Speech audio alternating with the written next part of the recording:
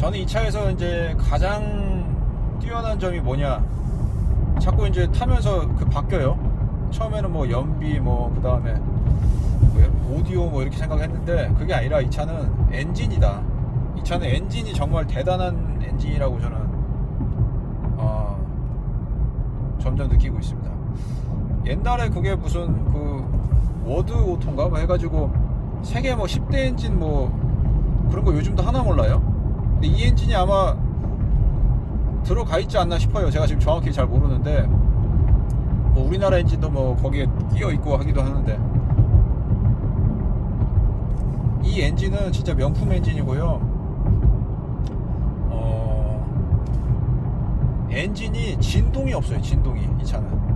저는 그래서 이게 왜 이렇게 차가 안 나가는 느낌이 들어요. 안 나가는 느낌이 왜 이렇게 안 나가냐, 악셀이 뭐 둔하고 제가 말씀드렸잖아요. 연비 때문에.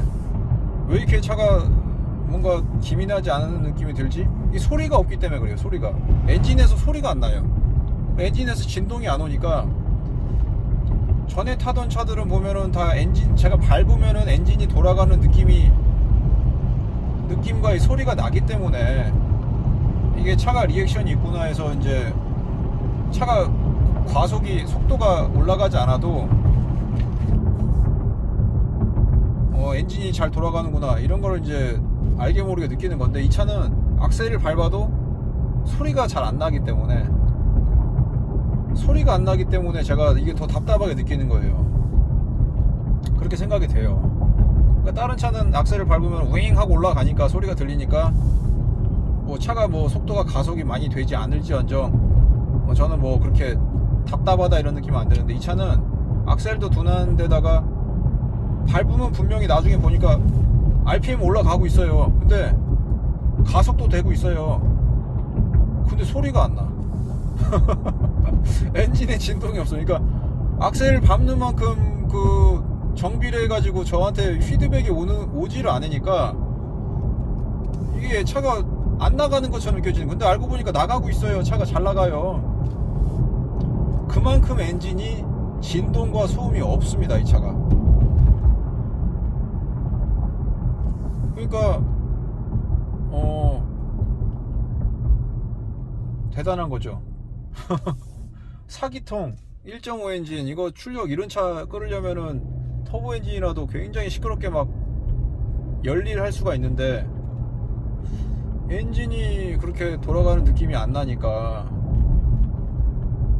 제가 오해를 한 거예요. 그래서 제가 지금까지 많은 차를 타봤지만 이 차는 엔진이 정말 너무나 정숙하고 조용하고 넘버원으로 제가 꼽을 수 있을 것 같아요. 이게 V6 엔진이라고 꼭 조용한 건 아니죠, 사실은. 근데 V6 뭐 실키 엔진이고 뭐 6기통 뭐 BMW, 이게 그러니까 이 엔진이 정말 찬사를 붙일 수 있는, 뭐 실키든지 뭐 정숙성이든지 그걸 다 갖다 붙일 수 있는 엔진이다, 이 엔진은. 예. 근데 이 차가 제가 말씀드렸잖아요. 연비를 위해서 이 차는 내장재와 이런 방음 방진재를 약한 걸 썼다고 했잖아요. 무게를 절감하기 위해서. 그러니까 엔진에서 들어오는 소음도 당연히 소음 차단도 잘 안 될 겁니다, 이 차가. 보나마나 격벽이나 이 엔진룸 방음도 잘 안 돼 있을 거예요, 이 캐빈하고. 근데 그랬을 것이 뻔한데 이 차의 엔진은 그런 소음이 안 느껴진다는 거예요. 그러면 이 엔진 자체가 대단하다는 거죠. 물론 이제 이게 직분사 엔진이기 때문에 어디 이렇게 조용한 골목길에서 가만히 서 있어 보면 따따따따 소리가 나기는 나요. 근데 이 회전할 때의 어떤 소리가 당연히 뭐 따따따따한 소리는 굉장히 적어요. 직분사 엔진 치고는 굉장히 조용한 편이고, 그 자체도 엔진 회전할 때 이 질감이나 이 소음이 나질 않는다. 그거는 이 엔진 자체가 너무나 조용하게 정숙한 엔진이고, 엔진 마운트나 이 엔진에서도 진동이 안 오니까 이 RPM이 올라가도 이 마운트나 이런 구조, 엔진을 잡고 있는 구조 자체도 굉장히 흡수가 잘 되고 진동도 안 오게끔 잘 돼 있다는 거예요, 이 차가. 그리고 이게 이제 제가 이 차가 7,000km가 됐어요. 그러다 보니까 조금 엔진이 길이 들어간다는 느낌이 제가 봤거든요. 근데 저는 전에 이제 어떤 차를 타더라도 이게 뭐 5,000km, 10,000km 됐을 때 길이 들었다는 느낌을 제가 잘 느끼질 못했거든요. 시에나도 지금 마찬가지고, 다른 차종들도 새 차를 사서 타보면은 이게 길이 들은 건가? 그거 잘 모르겠어요. 근데 이 차는 길이 들었다는 게 제가 느껴져요. 그래서 이게 소리가 더 처음보다 줄었고 소음이 더 줄었어요. 엔진 소음 물론 당연히 뭐 완전히 무슨 모터가 아닌 이상 없을 수 없기 때문에 뭐 당연히 소음이 있는데 그 소음 자체도 아주 줄었고 그 다음에 진동도 더 줄었고 이게 그리고 터빈 소리죠. 이 터빈 소리가 굉장히 기분 좋게 들립니다. 처음엔 터빈 소리가 들리질 않았거든요. 근데 제가 이렇게 악셀을 밟아보면 쌩 하는 소리가 미세하게 들리는데 너무 이렇게 예쁘게 기분 좋게 들립니다.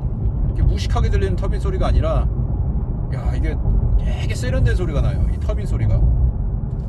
그리고 제가 이제 이거를 다른 거 아무것도 안 하고 이 차에서 K&N 에어 필터 그 순정형 흡 필터만 바꿨어요. 이제 아마 우리나라에서는 좀 구하기 쉽지 않으실 거예요, 그거를. 이 차에 맞는 K&N 필터를.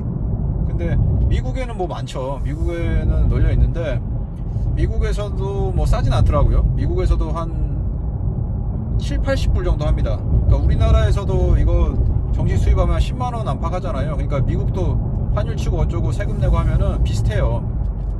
그 얘네는 배송비가 공짜가 아니기 때문에 배송비도 한 돈 10,000원 내야 돼요, 미국은. 그러니까 여기도 한 돈 10만원 되거든요. 그러니까 K&N 에어 필터 뭐 우리나라가 비싼 건 아닌데 어쨌거나 그 K&N 에어 필터 순정형 에어 필터로 갈고 나서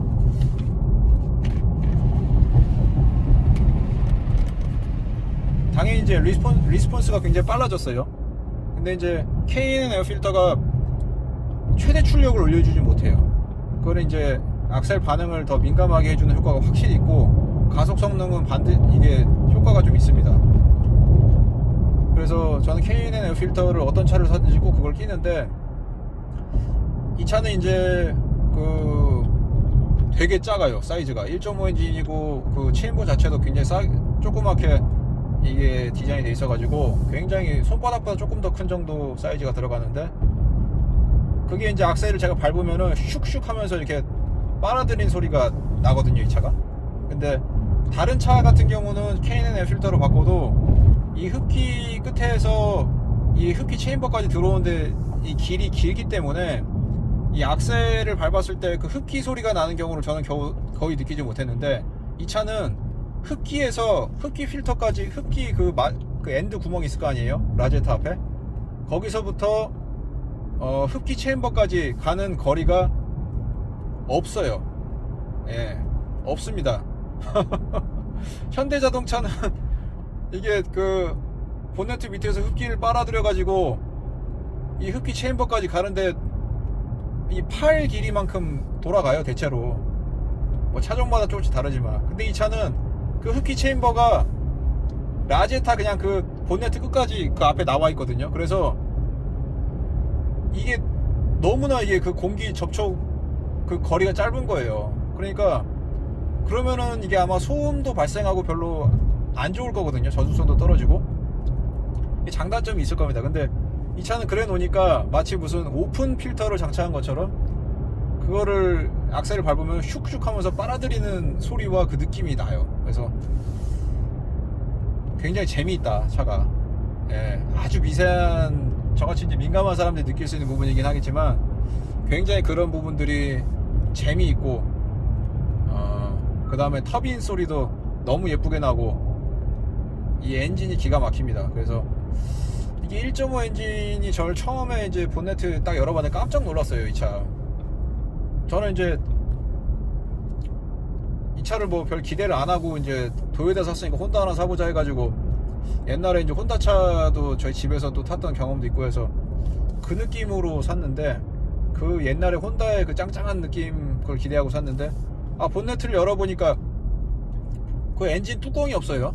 그러니까 막 다 드러나 있어요. 이게 막 점화 플러그고 뭐고 막 이 점화 케이블 같은 게 다 드러나 있고, 막 거칠게 이렇게 뭐 깔끔하긴 한데 이제 일단 카바가 없으니까 약간 실망스러울 수 있겠잖아요. 요즘 세태에는 요즘 워낙 차들이 다 마감이 잘 돼 있으니까.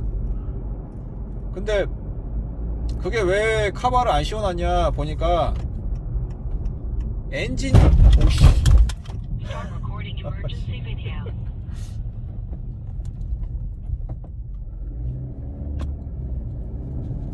차 비켜주려다가 밑에 다 깨지겠네. 그 엔진 카바를 못 씌운 거예요. 엔진이 왜 그러냐면은 엔진이 너무 높아가지고, 이 차가 그 본네트나 이런 차 디자인이 굉장히 얄쌍하게 납작하게 돼 있단 말이에요. 그러니까 납작하게 돼 있으니까 어떻게 되나요?